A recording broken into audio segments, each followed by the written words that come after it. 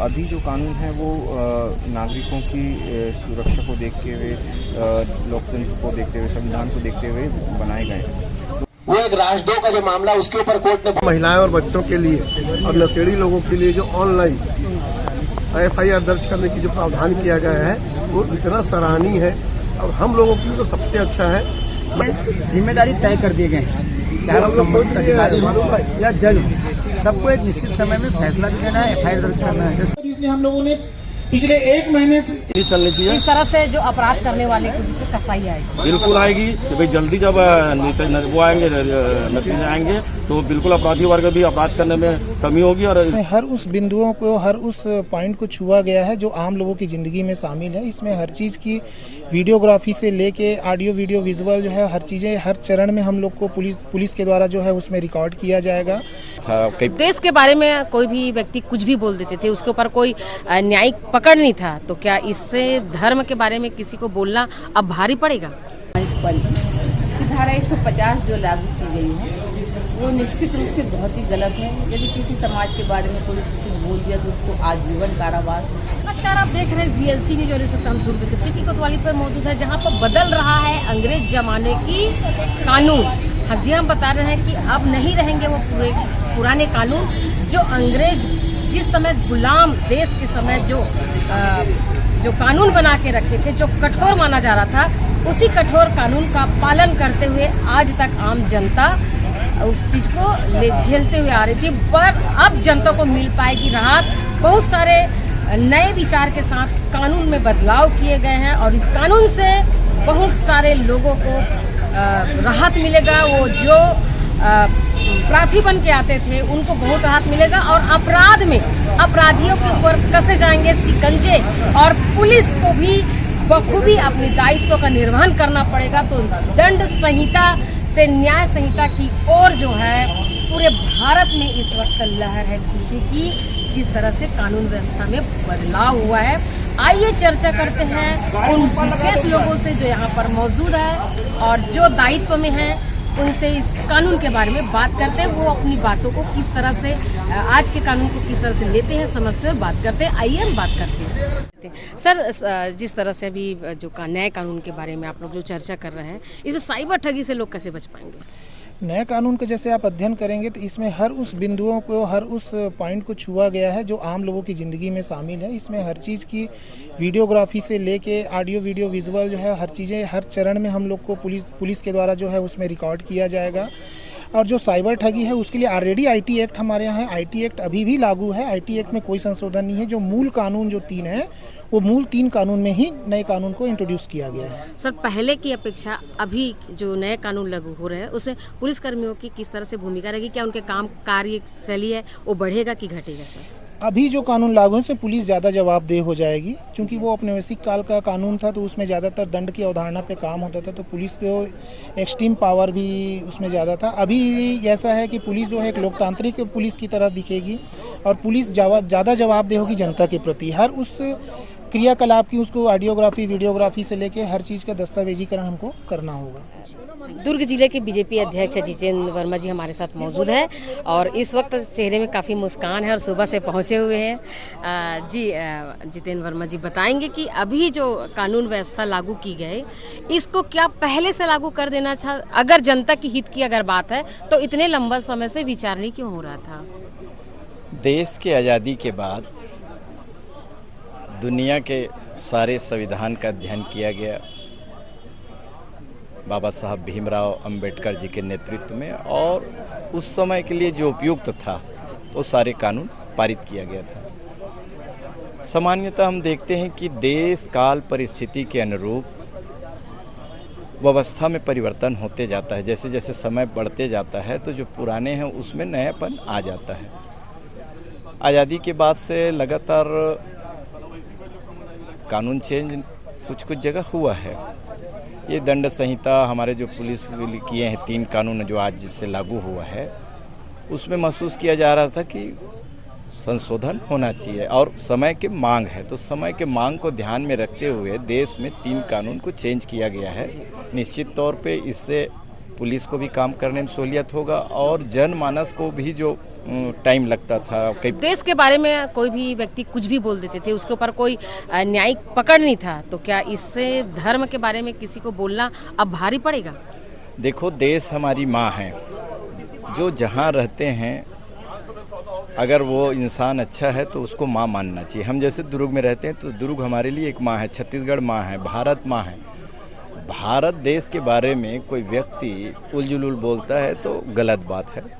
कानून रहे न रहे, लेकिन नैतिकता के नाते हमको कहाँ के कब क्या बोलना है इसको सीखना चाहिए। किसी भी धर्म के बारे में भी बोलने से पहले हमको आज़ादी मिला है तो इसका मतलब नहीं कि हम कुछ भी बोल दें, उसमें संयम रखना जरूरी है।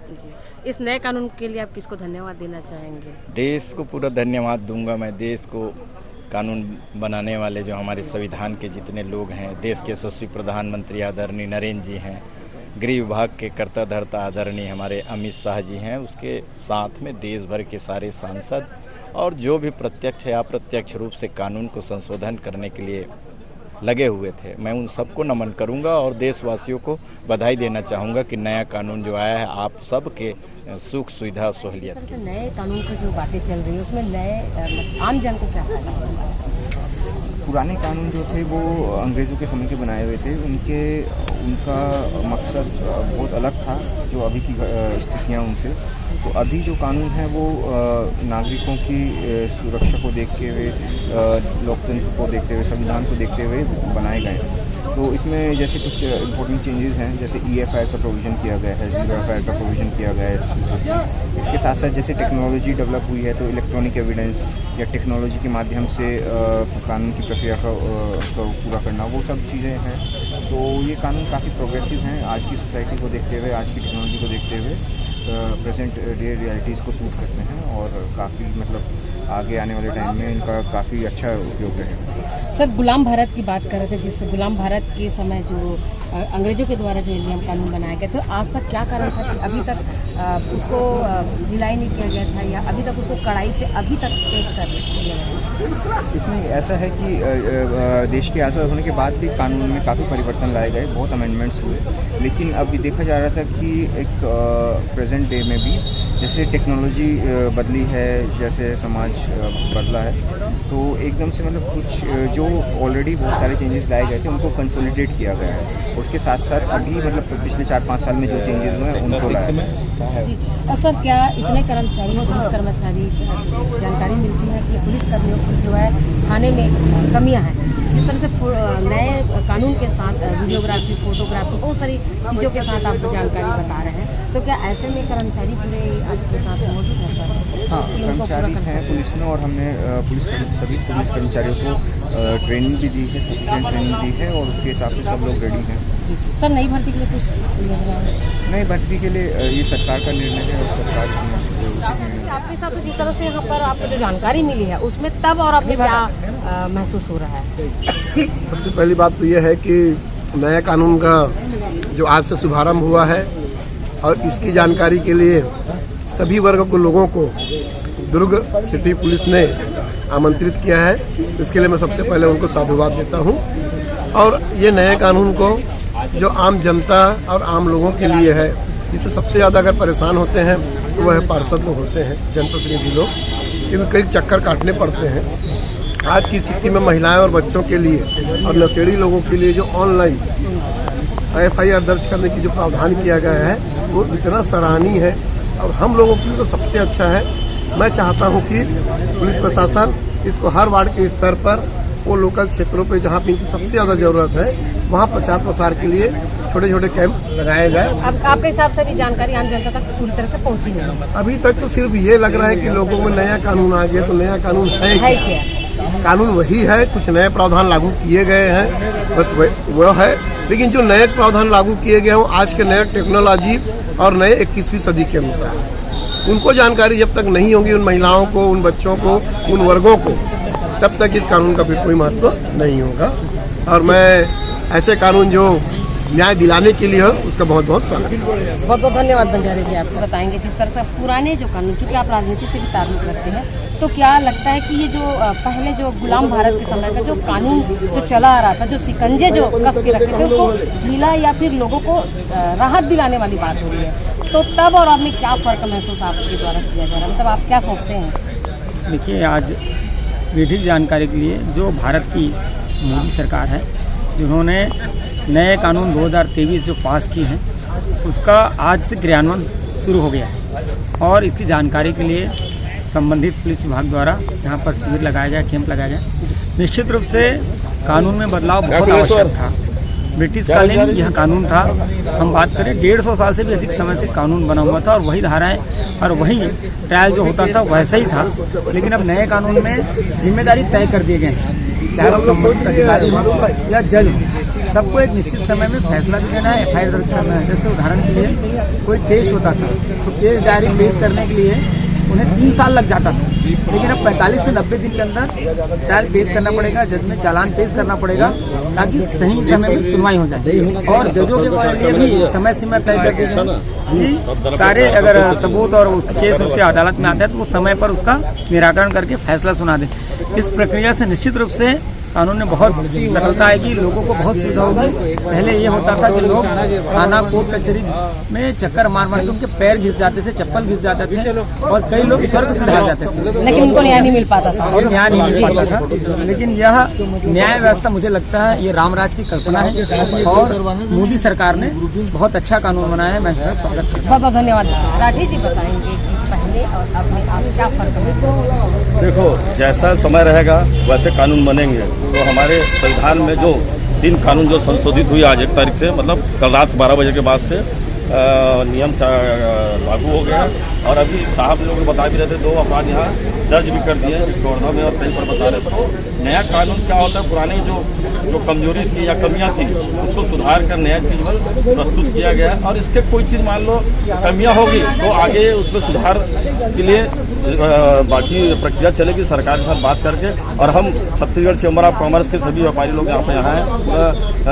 शासन ने हमको बताया कि 3 नया कानून आया, उसके बारे में डिटेल में और जानकारी बाद में लेंगे। जो जानकारी जहाँ तक हुई हम उसका छत्तीसगढ़ चैम्बर ऑफ कॉमर्स परिवार पूरा स्वागत करता है। जो जानकारी आपको मिली आप उससे संतुष्ट हैं?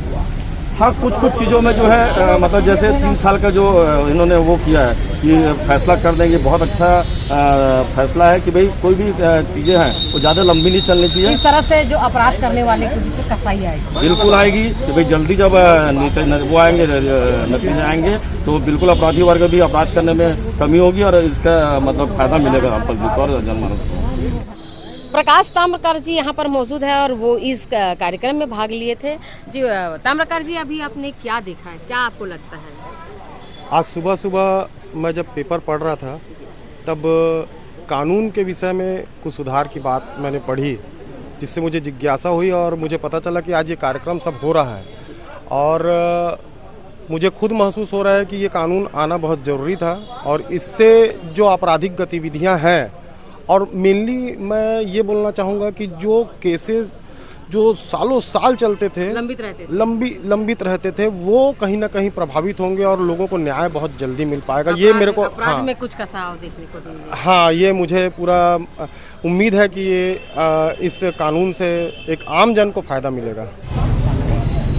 नया कानून बना है, निश्चित रूप से अच्छी बात है, लेकिन वो कानून इतनी हड़बड़ी में बना है। मात्र 26 दिन में ये कानून तैयार किया गया है, जबकि हमारे संविधान को बनाने में 3 साल लगे थे शुरू। कुछ कमियां मैंने जैसे कि अभी आज बताया मंच पर ही कि धारा 150 जो लागू की गई है वो निश्चित रूप से बहुत ही गलत है। यदि किसी समाज के बारे में कोई कुछ बोल दिया तो उसको आजीवन कारावास, मतलब एक प्रकार से वो व्यक्ति की अभिव्यक्ति को रोकने का प्रयास है। तो ऐसी धारा का हम विरोध करते हैं। कुछ महिलाओं के बारे में बहुत अच्छा भी बना है, उसका हम स्वागत करते हैं।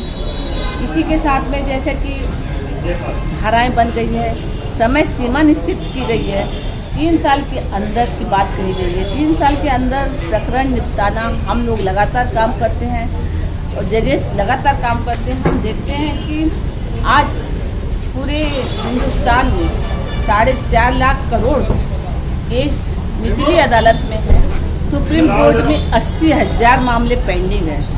ऐसे समय में मात्र 3 साल में नए अपराध को भी करना और पुराने अपराध को भी करना ये संभव नहीं है।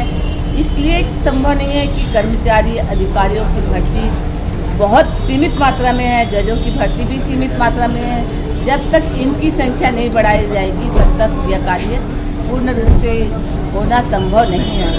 इसलिए मैंने इस बात को रखा है ताकि शासन प्रशासन इस विषय पर गौर करे और आगे कुछ करे। और जो कानून बने हैं उस पर अभी हमने भी पढ़ा नहीं है, निश्चित रूप से पूरा पढ़ेंगे, उसके बाद ही हम आगे की गतिविधियों के बारे में जानकारी आपको लगातार देंगे। वकील होने के नाते जो प्रोफेशन में किस तरह से बदलाव या नए सिरे से आप लोगों को पढ़ाई करना पड़ेगा, किस तरह से देखते हैं? निश्चित रूप से हम लोगों के साथ में तो एक नए सिरे से देखना पड़ेगा, पुराने केस को पुराने आधार पर देखना पड़ेगा, नए केस को नए धाराओं के आधार पर देखना पड़ेगा। एक निश्चित रूप से समस्या तो होगी, लेकिन समय के साथ में उसको भी पूरा किया जाएगा। जी धन्यवाद। और अभी हमने मीका जैन जी को सुने हैं जो वकील भी हैं और बेबाक अपनी बातों को रखने वाली एक मातृशक्ति के रूप में जाना जाता है। उन्होंने इस नियम से भी कुछ बातों को जो कमजोरी क्या हो सकती है उनके बारे में भी चर्चा करी है। और इस तरह के हर अगली अपडेट के लिए बने रहिए VLC न्यूज़ के साथ। तब तक